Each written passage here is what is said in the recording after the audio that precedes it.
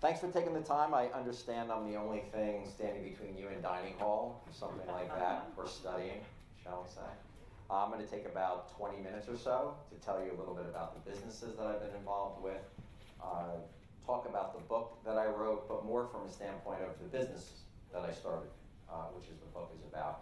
At the end, as Gene said there, if you ask a question, I want to qualify a prize in case anyone thinks there's a trip to Hawaii. It's a free book.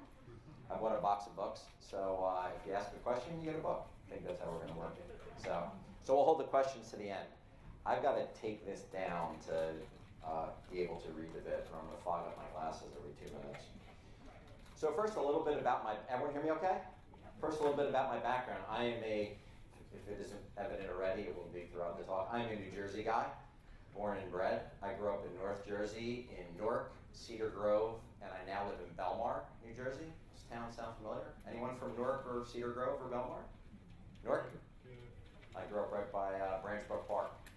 So, New Jersey guy, born and bred. Came to Ryder in 1980 to get an accounting and finance degree, graduated in 84. I went on to get a CPA certificate. I was in finance and accounting for about 5 or 6 years of my career.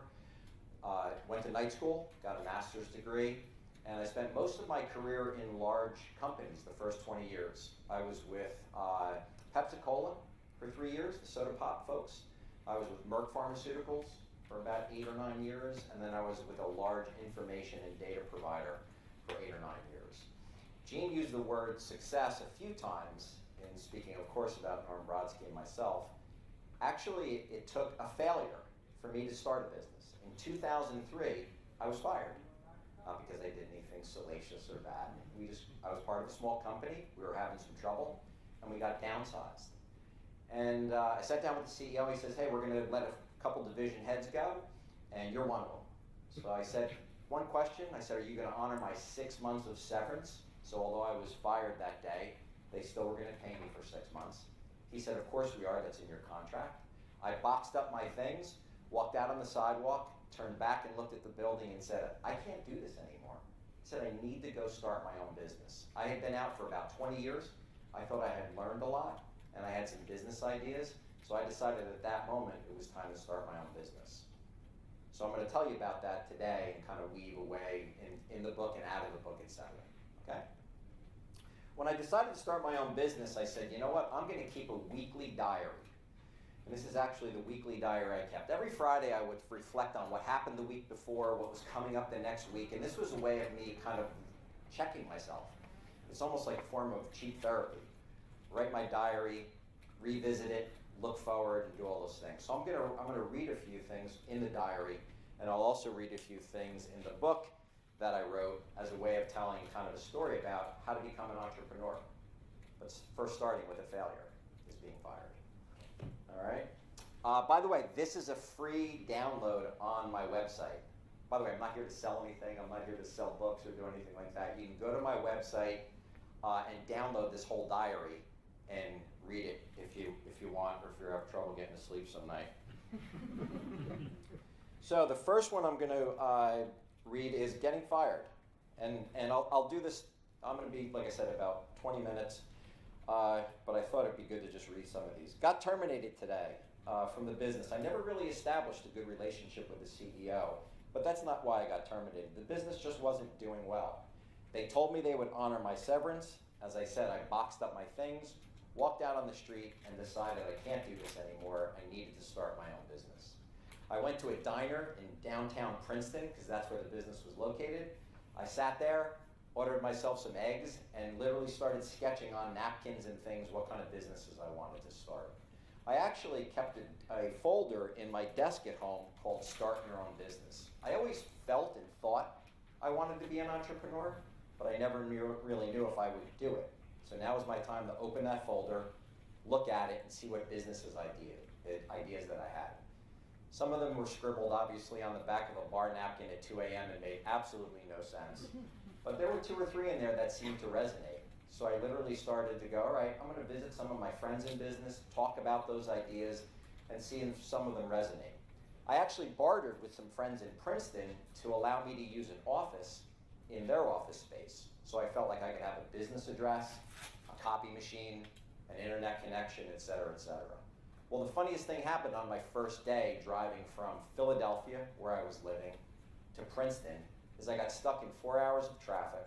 And when I finally got to Princeton, I left my leather folio that had all my papers on the top of my car and went into the office. And during that time, before I got to the office, I realized I forgot it. All of my papers were blowing over the entire Nassau Street in Princeton. The leather folio had blown open, and papers were blowing everywhere. Matter of fact, to prove my point, I will show you this real quick. I'll ask, I won't breathe on you. Run your hand along that paper. What do you feel? Weathered. It's bumpy because cars were running over my business plans in the middle of the street. So my first day of being an entrepreneur, oh how the mighty had fallen. I was literally chasing my stuff around the street in 20-degree weather in Princeton, New Jersey. So if I haven't imparted this on you yet, it ain't all peaches and cream being an entrepreneur. It's tough work, it's a grind, there's times you're embarrassed, there's times you're pitied, but I'll tell you it's worth it. Hopefully I'll convince you that as we go through this. So the diary literally gave birth to the book. So I kept this in 2004. I published this in January of this year. There's a 17-year gap between these two things. This diary, as I said, I kept in the first year. I reflected on it. It gave birth to what I called the 21 laws of the entrepreneur. I didn't want to call the book the 21 laws because there's so many books out there called the 21 laws, et cetera, et cetera. So the working title was The 5 Phases for an Entrepreneur. I frankly was struggling with the title for the book. Sometimes you're too close to something and you need a little bit of distance. So I asked a couple friends to read my manuscript. The title of the book came from a friend. I was having coffee in Philadelphia. He says, I have the title for your book. He says, I read your manuscript 2 days ago. He goes, yesterday I was in Philadelphia airport at 6 a.m. waiting to get on a flight to Boston with a lot of other commuters and road warriors, people that are constantly traveling. We could see the plane was delayed and getting canceled. A bunch of us got on our cell phone, scurried to get another flight. We all ran across the airport to another terminal, hopped on a flight. He goes, I was the last one on, and all the other people in front of me were getting stuck in the middle seats. He goes, I looked in their eyes, and I could see each one of them going, there's got to be a better way than doing this. And he says, that's the title of your book, Stuck in the Middle Seat. So I decided to name it that. I thought he nailed it that, and that's where the title comes from. Why write it? A couple reasons. I thought I had some useful information over 17 years of starting businesses and buying and selling businesses. I'm a bit of a natural storyteller, so it's kind of natural for me to sit down and kind of write, although I don't consider myself a writer. I did it to be a little bit selfish. I was fortunate and I achieved some success as an entrepreneur. So when you do that, a lot of people will ask you, well, gee, what are the keys to being successful? And that's a hard question to answer. You know, you can't answer that when you're surfing with your pals in the ocean or golfing with family members. So I selfishly wrote about a 15-page paper that I called the 21 Laws, and I would hand it to people and say, hey, wanted to give it a look. A lot of people said, hey, this is pretty good. You know, maybe you should turn it into a book. It took me 17 years, but I decided to turn it into a book. So that was the genesis of why writing it. I didn't do it for money. I didn't do it for notoriety. All those things have been checked off in my career. I did it because I wanted to do it. I enjoyed doing it. One of my rubrics is I go to university libraries. I find the farthest seat in the library, and I either work on business ideas or business plans or write or just reflect on things. I need quiet places to do things. And selfishly, I enjoyed going. I did most of this. We have a house in California also, aside from Belmar. And I enjoyed going to the local libraries and just writing away, pounding away on the book. And so I did it selfishly, but I also enjoyed it. So let's talk about the 5 phases. The first phase is the obvious thing for an entrepreneur. It's the idea phase. Well, what is your business idea? And I'll read a little bit about that. The idea, do it for love. If your vision of this is starting a fire, you miss the point. This law is about pouring gasoline on an already existing ember. You heard people say, if you do what you love, you never work a day in your life. I didn't know, frankly, I knew what it meant, but I didn't know what it meant. I didn't know what to do with that. I was like, do what I love. And I found myself for 5 or 10 years actually working outside in on business ideas. You see the internet, Facebook was coming of age when I was working on these ideas, et cetera, et cetera. You see all these things going on with the internet. I was saying, what internet business could I start? I was working outside in instead of inside out, doing what I love. So I said, how am I going to search for what I love? And I developed 3 little filters that anyone can use at any time to define what you love. When you're going to be doing it, you can't wait to do it. While you're doing it, you lose absolute track of time. And when someone interrupts you, you get mad. Those are the 3 things that if you reflect on what would meet those criteria, that's frankly one of the things that you love. Now, if the answer is to all those is drinking beer, I don't know if you're going to start a brewery or not, but you might want to do some soul searching on, what it is you love and is it viable or not. Be careful of the difference between a hobby and actually a viable business idea. I like making wine, and I thought about that as a possible business idea, but excuse my French, I sucked at making wine. My wine was terrible. So I said, I better not try to start wine. So beware of hobbies is the point there. I actually like doing analysis. Bit of a geek, right? I came here for an accounting degree and got a CPA. I like sitting at spreadsheets and analyzing businesses and getting at whiteboards and drawing ideas and figuring out how to go from A to B to C as quickly as possible. So it's no secret that I started a benchmarking business in the pharmaceutical industry. Very complex business, all about data. We would go into 5 different pharmaceutical companies, gather hundreds of pieces of information about them, and then compare them back to each other. That's benchmarking. I compare you to others to give you ideas of what you can do and how you should do it. So I started a business doing what I love. And the truth is, from 2004 on, I really never worked a day in my life. I was absorbed by it. I worked 70, 80-hour work weeks, but it didn't feel like it. Okay? So that's the first phase, is the idea phase.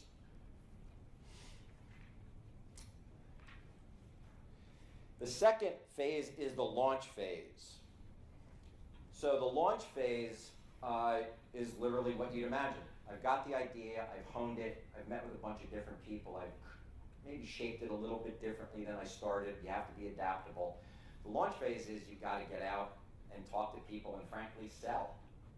All right, whether it's opening up a storefront, opening up a consulting business, developing a piece of software, the launch phase is really where the rubber meets the road. I've heard Mark Cuban on Shark Tank use the phrase, which I don't like, but it kind of describes it. This is where the difference between an entrepreneur and a wantrepreneur happens. Sometimes wantrepreneurs like the idea phase. They're PowerPoint decks and they're getting their idea together, but when it comes time to close it and launch the business and knock on a door and sell, they lock up. So it's really the difference between those 2. All right, so I'll read a little bit about the launch phase. One of the laws in the launch phase is fail fast and fail forward. So once again, I'll read a little bit of this. And fail fast and fail forward is really just a way of saying learn by doing. Get out there and do it. You'll fail a little bit, you'll pick yourself up, and you keep moving. Failing forward for me is a very valid way to develop and progress an idea or business in the launch phase and frankly in life. In fact, it's a requirement. It's a requirement because you're going to have to do a lot of big and small failures in the beginning, and you just have to keep moving. Let me clarify the forward piece of failing forward. Forward does not carry with it a warp speed that has you doing things willy-nilly, randomly, or in a poorly thought out manner, or sloppily. Forward does not mean repeating the same mistakes. Forward actually carries with it the implication that you are thinking things through and be deliberate in your actions. The fail piece is just the fact that you are going to fail more often than not. So don't let that scare you. Fail fast, fail forward. I've always said to people, I'm the kind of person, if I'm standing on the curb with you in front of a house and somebody says you have to run through the house, find the pool in the back, jump on the diving board, and hit the water, a perfect dive, As soon as they say go, I go. Not that you would. Some people, though, kind of go, where's the pool again? How do I get there? I run through the house, knock 7 things over, hit the diving board, and on the way down I wonder, is there water? How cold is it? And how deep is it? I do a belly flop, but I get up, I run back out to the sidewalk, and by the 3rd time I've got it. I found in life most people who are not entrepreneurs are on the sidewalk, once again, excuse my French, scratching their ass. Generally speaking, you're past the first 6 months of the idea and the launch phase, in which you've proven you have something, but by no means are out of the woods. The growth phase is about keeping the pressure on, making things happen, hiring people if you need to, being prudent, and getting that business to start to scale. I'll read a little lesson learned, but I'm going to convert it actually to a college experience. So one of the things in the growth phase is what to do when you're in a decision maker's office or cubicle. So forget you're selling something, you're students, at some point you're going to go on interviews, and you will be, hopefully, not all Zoom, hopefully you'll be sitting in someone's office or cubicle or conference room in an interview. All right, so here's some advice, although it's about selling, I think it makes sense for interviewing. Pay attention and look around. When I am in someone's office or cubicle, I naturally look for another connection point or commonality with just about everyone I meet, in business or pleasure. For me, it comes somewhat natural to be curious about people. While I'm certainly in someone's office to talk business or to be hired in an interview, I'm genuinely interested in the other things about the person. While you have to be careful and earn the right to talk non-business, especially with people you're just meeting the first time, I like to look around the office for common ground with people in areas like, do they have children? Do they travel? Are there pictures of them in an island in Bora Bora? What's their alma mater? Did they go to Rider? Did they go to a Jersey school? Sports? And prior work pathways or awards they got. When I found myself in someone's office or cubicle, I almost found something that I frankly found interesting, and I struck up a conversation about that. Oh, I saw you had a picture on your wall about Italy. I love traveling to Italy. Where have you been? Now, eventually, you got to get down to business in your interview, but that kind of thing establishes a resonance, and you're immediately a little bit closer to the person who you're either selling something to, wanting to get to know, or trying to get a job from. So keep your eyes open and look around, and don't be afraid to strike up a conversation.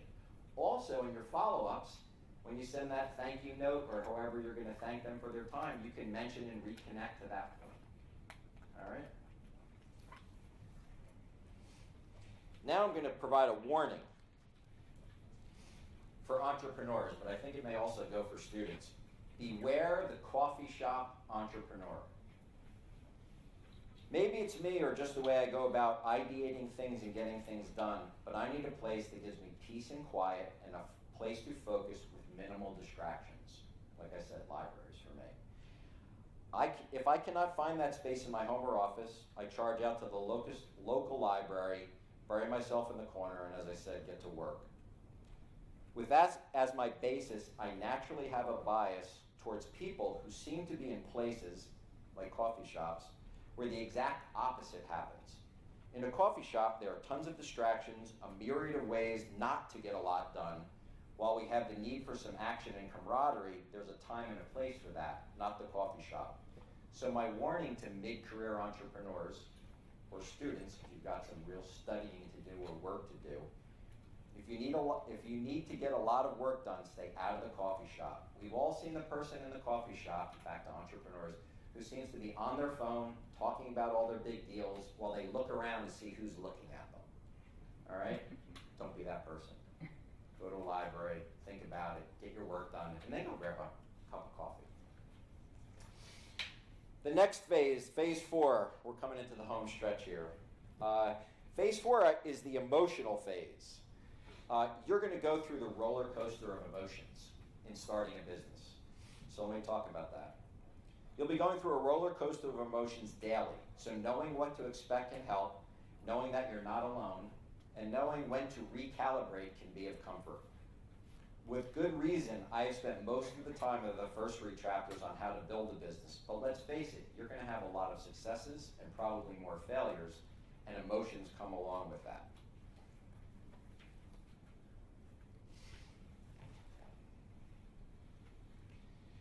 One of the emotions I'll talk about is, I called it, the publisher wouldn't let me call it this, but I'll say it. I called it the triangle of schizophrenia. And they said, you can't call it that. That's not, there's conditions. And I said, I know, I'm not making fun of anything. It's just what it is. I mean, there were times as an entrepreneur I was out of my mind. So we called it the triangle of emotions. And the triangle of emotions is patience, persistence, and panic. On any given day, entrepreneurs, and us as human beings, can have those emotions. There's times, and I'll use an example in business. You make a great sales call on a Wednesday. That prospect says, call me at the end of next week, and I'll have an answer for you. During those next 7 or 8 business days, you have to decide, when am I going to be patient? When should I be persistent? Should I send them a quick email on the Wednesday just to see how they're doing and maybe they know early? Should I panic? It's Friday morning and I haven't heard from them? Oh my God, they're going to say no. You're constantly balancing that triangle. We probably have the same as students, and we have the same as human beings. But as an entrepreneur, on any given day, you literally are balancing those 3 emotions and trying to recover, get high, get low from all of those emotions. So you're going to experience a lot of roller coaster emotions there. The other thing is you're going to experience it as an entrepreneur, and I mentioned this before, and I'll actually read 3 quick excerpts, is you're going to experience embarrassment and pity, right? I went from being a 20-year corporate executive climbing the ladder, I did pretty well, to people literally looking at me and go, wow, you got fired. Can I buy you lunch? Like I needed lunch. And 1 or 2 events will exemplify my embarrassment and pity. I was in the pharmacy on December 6th and was denied prescription benefits because the computer registered me as terminated. Not a big deal, except I had my 13-year-old daughter standing next to me, and they said, you don't have benefits, you've been terminated. She looked up at me and said, what does that mean? You don't have a job? My wife and I decided to keep it kind of low because they didn't need that as teenagers. I was going to start the business and hopefully rock and roll, but at that moment, talk about a little bit of embarrassment, a little bit of pity, and a lot of explaining to do to her and her 2 brothers at home. Another guy canceled on me twice like it wasn't important enough. I had gotten him 2 to 3 interviews over the years at companies I worked, and in fact got him jobs, but he decided he just didn't need to spend the time with me. Then the other guy I kind of alluded to, it said at the end of the meeting, I thought he would give me a referral or 2 and help me find some clients. I had gotten a bill and said, I got this. He says, no, let me get it. I'll buy you lunch. You're unemployed. And I said, I'm not unemployed. I'm starting a business. But you know what? In his eyes, I was unemployed. Embarrassment and pity, happen. It's not all peaches and cream. Phase 5 is called over the hump phase. That's just pretty obvious. You've made it through those first 4 phases, and you need to scale the business. You need to do smart things. You need to be frugal. Don't invest too much on office space and marketing and advertising. Stay at what you've learned. You stay at what's been successful for you, and you'll get over the phase, get over the hump, and hopefully have a thriving business. And thriving is relative. It's not always big numbers.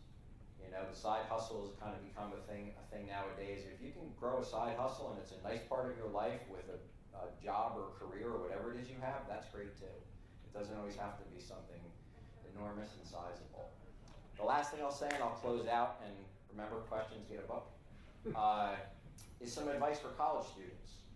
Learn, lead, leverage. Learn when you're in your 20s, I'll talk about that. Lead when you're in your 30s, and leverage both of those when you're after that. Now, I'm not being prescriptive as it takes a decade for those. Some people can progress through those pretty quickly. But learn when you're in your 20s. Learn what industry do you want to be in? What business do you want to be in?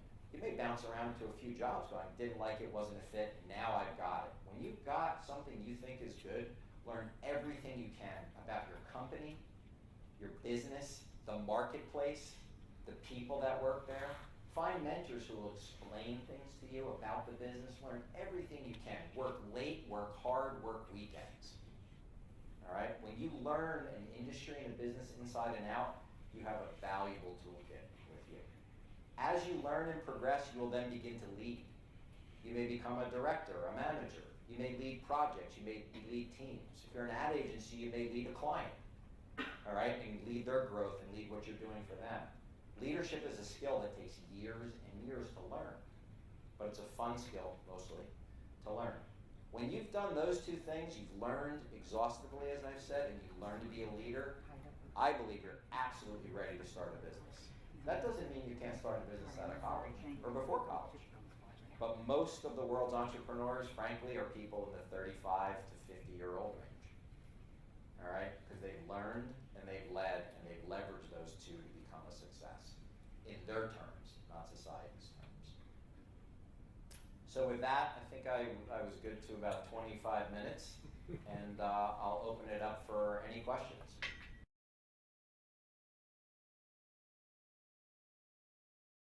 Resilient. So, I mean, that doesn't mean it was easy. Right. I always found two things. Sleeping on things, everything looks different the next day. Even in college, you fail a course, oh my God, we're dead, and the next day it looks different, you can work your way back, or fail a test, or whatever. So I would sleep on it, and I found it looked different the next day, and I had a different perspective. And the second thing is I had people around me that if I felt there were a bunch of bad things in a row, I would kind of call them up or grab a coffee with them and say, hey, these kind of things are happening. What do you think from the outside? What does it feel like to you? Because when you're in the middle of a tornado, it's hard to find north. Right. So I would rely on some others to kind of calm it down. So. Okay.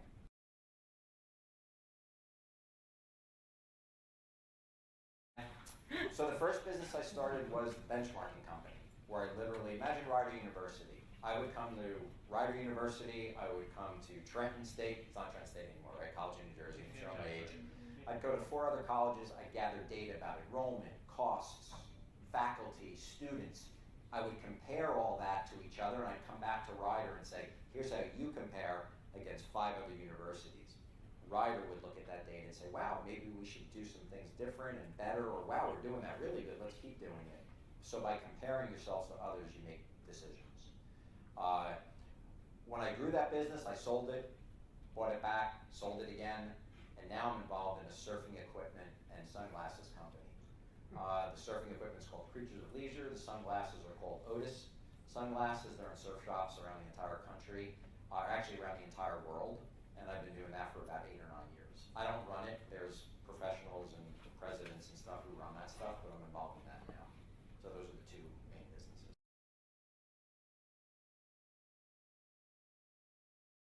You know what? So I had 3 kids at that point. There were 13-year-old twins and a 7-year-old. You know, we just sat down, frankly, and told them, and then they kind of carried on with their life. They're like, they got that. So honestly, so we were honest. I said, I'm going to try to start a business. And I had about a year to get it off the ground, or if it didn't get off the ground, I was going to go back to work. So it was kind of easy telling them. And then, frankly, I was fortunate. The first 3 or 4 months in the business, it really started to get some traction. The whole comparing companies to each other, there was nobody doing it. Because pharmaceutical companies are pretty private. So now I'm walking in going, you're going to give me a lot of your data and I'm going to share it. They're like, who are you? But it worked. So there was never tension at home because it seemed like it was going to work. And in terms of a work ethic, you used to go in 9 to 5, that I had worked 20 years, 8 to 6. And sometimes on weekends, I was the dad at the baseball games, my wife would elbow me and go, your son's up and bat, I'm working, I'm like, all right, let's go, Steven, so I was constantly working. I was just built that way. So I didn't have to drag myself to it, so. In the back.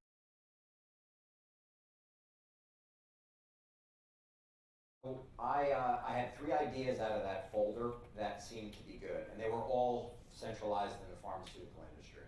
So it wasn't like open up a bagel shop or anything. I was sticking to what I knew. I went to probably 15 people I knew that would either be buyers of what I was thinking about, those 3 ideas, or had started their own businesses selling to pharmaceutical companies. And it became pretty clear on the 3 ideas, the benchmarking one was the one to lead with. Right. Once I got that, I mocked up what I thought the business and the benchmark would look like, and I started going to pharmaceutical companies to test it. And it just kind of was like, wow, if you could do that, that'd be pretty cool. So I got a lot of encouragement on that one idea that I tested with some friends and folks.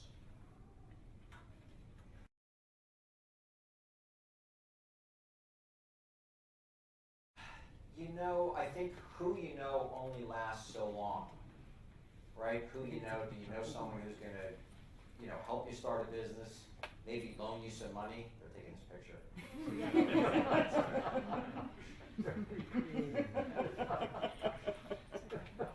I think the what you know is more important than the who, and that's not to discount the who you know. The who you know could be someone helps you, maybe they lend you a little money, maybe they have a network that helps you do it, but it's kind of what you know and your work ethic that's gonna be the most important thing. And then frankly, it depends on the business you're starting. I mean, I'm from a B2B world, businesses to businesses. I'm not from, although now the surf company and the sunglass company is, although it's B2B, consumer is a big part of it. What do they think of our sunglasses? What do they think of our surf equipment, et cetera, et cetera. But I'm from the B2B world, so it was important for me to be expert, what you know, and then use the who you know to get to the right people, if that kind of answers your question. So it's probably not either or, you're toggling on any given day.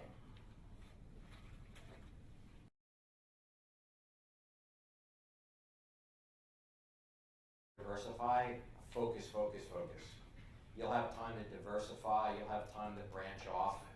The hardest part actually is focusing because other people want to pull you in certain directions from a core idea. And I always say it's good to be adaptable to ideas, but if your idea gets grossly changed to something that wasn't what you loved, you have to be aware of it. I kind of use the fake example of if you wanted to start a butcher shop, and over time, people start asking you to bake bread and sell fish, and you wake up and you go, holy crap, I'm a bakery selling fish, I wanted to be a butcher. Then you're probably not gonna love it. And if you don't love it, you're probably gonna stumble. So I would focus like crazy.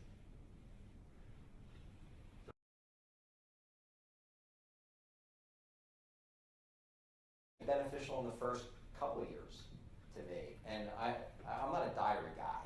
You know what I mean? Like the fact that that exists is even kind of has me smirking sometimes. But it was beneficial in the first couple of years, and it created the laws, the 21 laws that became the book that actually, in the 17 years, we were immediately operating with a lot of those laws, because we had learned lessons throughout it. So I'll give you one quick one. Friday afternoons are the best time to close a deal. Everyone's happy. Actually, Friday morning, I take that. Friday morning. Everyone's happy, it's Friday, they're ready for the weekend, and you know what, it's more, we charted it, and statistically, we got more yeses on Friday mornings. Monday mornings don't go near a person. If you're selling something, they're coming back from the weekend, they've got a to-do list the size of their arm. Those are all things I've learned from reading a journal and then going back and calculating some stats.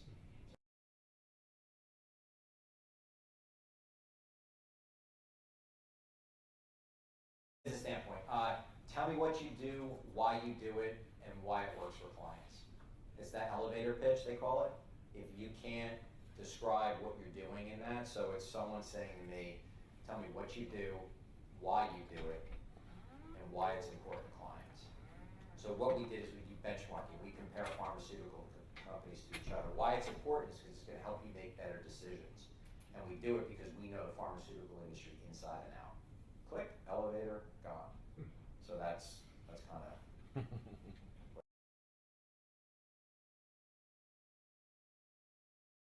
The late 90s, I was with a very large pharmaceutical consulting company. The entire industry was our clients: Merck, Pfizer, Moderna's, name it, Johnson & Johnson. I would go to business meetings. I kind of achieved a pretty high level, and I would go to business meetings, and clients would look at me and my team, and they would say, well, you guys are everywhere. How do other pharmaceutical companies do it? And we just were dumbfounded. We didn't know how to answer that question. We didn't benchmark. We were selling stuff. We weren't there to answer that question, and we didn't have the resources and time. So it rang in my ears, and it was on the napkin, in my folder, in my desk. How do other pharmaceutical companies do it? That's the basis of benchmarking. When someone's saying, tell me what everyone else is doing so I can do it better. So.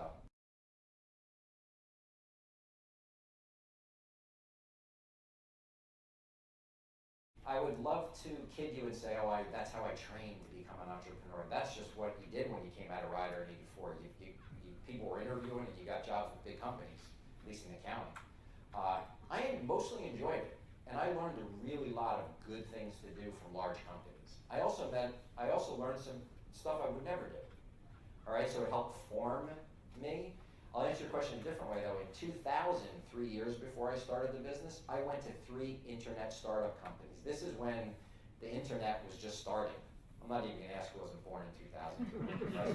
But the point is, that's when the internet first popped, right? Everyone's going to be a billionaire. Like, count me in, I'm coming, right? I went with 3 companies and they all failed, right? So I was with large companies, decided to go small, and then after 3 small, I said, I've got to figure out something on my own.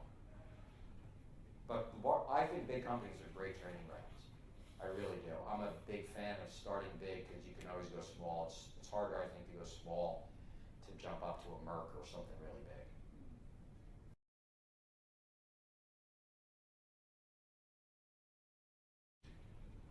I would try to bootstrap it as much as possible, not take people's money and test it and validate, do I have something? So from an idea. Everyone's familiar with pliables?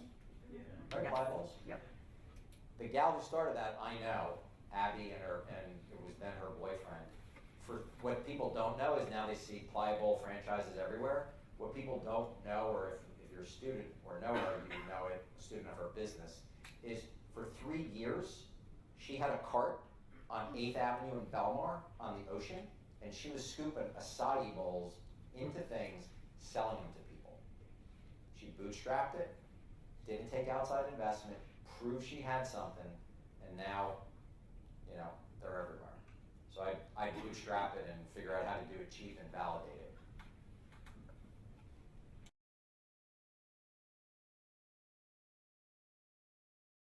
That business I started, I always knew if it worked and worked in the way we hoped it would be a sellable business. I didn't start that business to do it for 30 or 40 years. I didn't start it to sell it either, but it had such success that it became sellable. Whereas, let me pivot, I'll come back to your question. The surfing and sunglasses company, I absolutely wanted to be a long-standing, large family business. My twins, who are 31-year-old, work for the business, and I even told my 26-year-old at some point I'd love to have him come and join us. So that's different, I'd never sell that. The business I started though, I always felt would be sellable. I did not try to sell it. Started in 2004. In 2010, had a bunch of people knocking on my door because we'd become pretty well known, and the money that they were ready to pay us was astounding. Everyone in the company, about this many people, were stockholders. So when we sold it, everyone in the room got a check. 2014, I had retired. The business became for sale again, not because someone ruined it or something, it's just a set of circumstances I won't bore you with. They called me and said, hey, this business is going to be for sale again. We just wanted you to know as the founder. I called the management team and said, if you folks want to put up some money, I'll put up some money. Let's try to buy it and see what happens. We did, we bought it, we grew it even more, and in 2018, Knox, and we said, all right, second bite of the apple, gotta go. So I wasn't that attached to it. I loved it. It was like my 4th child, but it was always for sale. Terrible analogy. You got to edit that out. You have to edit that out.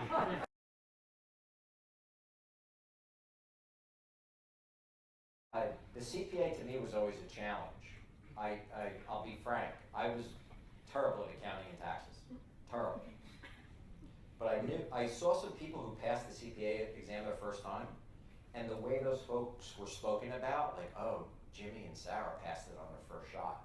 And I kind of said, no, I want to be that. So I studied really hard and passed it. And then over the subsequent years, I kind of determined, I know you're going to hate this answer, I kind of hated accounting. So I went into sales and marketing. But let me answer your question in a positive way, not to help you. Having an accounting and finance background has helped me immeasurably. I sit at tables with people who don't know numbers, don't know balance sheets, don't know P&L statements and stuff like that. They're screwed from the get-go, whereas I know it and knew it from that. So it was immeasurably helpful to have that kind of background. I was an accounting geek actually in high school. I'll tell a quick story. I went to an accounting class and I, once again, geeked them. And balance sheet, P&L, they all added up and cross-checked. Over my desk at home, I had a balance sheet and a P&L. I went over to my cousin's house, he had a Farrah Fawcett poster over his desk. Honest to God truth. He actually is in accounting now, and I'm not. So I think it's a great basis for learning stuff. Being in Big Four and all that, my brother's a partner, Cohn Resnick. He's head of the accounting council here. He's a partner with Cohn Resnick, runs all of New Jersey. Those students coming out thrive. You talk about dying for people with 4-year or 5-year CPA degrees to come there and join and make great money, work hard. It's a great move. It's a great move.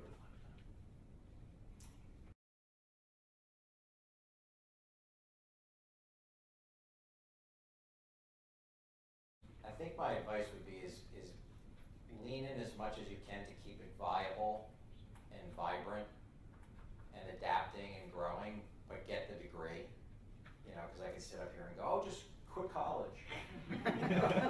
No, I mean, hey, you know what? Zuckerberg quit. Steve Jobs quit or never, and Bill Gates quit. Yeah, well, they were at Harvard, guys. They quit Harvard.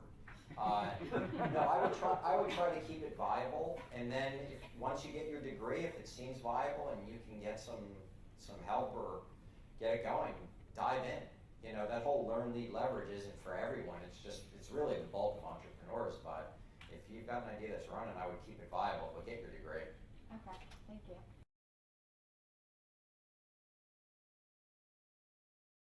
It was a resilience and it was a sleep on it, but it was also just a fundamental belief that those things were circumstantial. If I started, I'll answer your question this way, if I started taking body blows on my original idea, like benchmarking, forget it. After a couple of weeks or months of getting punched, you probably have to pivot. So those emotions would have overwhelmed what was some positive news I was getting going forward. So I think the easiest way to say your emotions is if you're getting positive feedback and momentum, that will overcome those emotions. If you're not, and you're getting them and now you're constantly in those emotions, maybe that idea is wrong, not a great idea. You gotta pivot to a different idea. At some point the marketplace votes, and if they're beating the hell out of you, then the marketplace has voted, don't do that. We'll do one more.